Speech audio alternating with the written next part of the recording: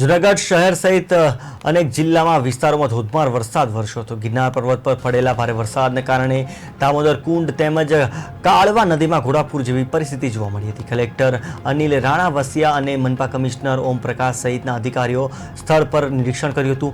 Mayor અને police અધિકારીઓ દ્વારા પૂરની સ્થિતિને ધ્યાનમાં રાખી લોકોને ઘરમાં જ રહેવા અપીલ કરવામાં આવી હતી। છેલ્લા 2 કલાકથી જૂનાગઢ શહેર અને ગિરનાર પર ભારે વરસાદ પડી રહ્યો છે। ગિરનાર પર છેલ્લા 2 કલાકમાં જોઈએ તો લગભગ 5.5 ઇંચ જેટલો વરસાદ નોંધાયો છે અને સિટીમાં 3.5 ઇંચ જેટલો વરસાદ નોંધાયો છે। અને આ ભારે વરસાદને કારણે સિટીમાંથી જે કાળવા છે, સોનો છે, નદીઓમાં ભારે પાણીની આવક થઈ છે। તંત્ર અત્યારે સંપૂર્ણ સજ્જ છે।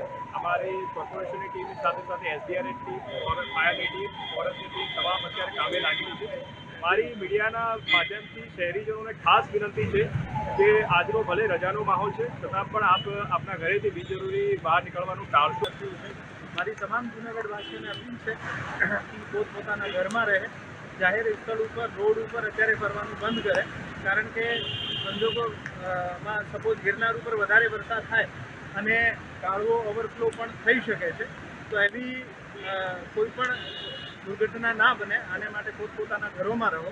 અને એવી કોઈ પણ ફરિયાદ આપને લાગતી હોય કે કોઈ પણ વિસ્તારમાં પાણી આવી ગયો છે અથવા કોર્પોરેશનની આપને જ્યાં મદદ જોઈએ છે, આપ કોર્પોરેશનના કંટ્રોલ રૂમમાં ફોન કરો। કોર્પોરેશનથી તમામ અધિકારીઓ કંટ્રોલ રૂમમાં છે, હું પણ કંટ્રોલ રૂમમાં છું, કલેક્ટર સાહેબ, એસપી સાહેબ, તમામ માણસો ફિલ્ડમાં છે। છેલ્લા 2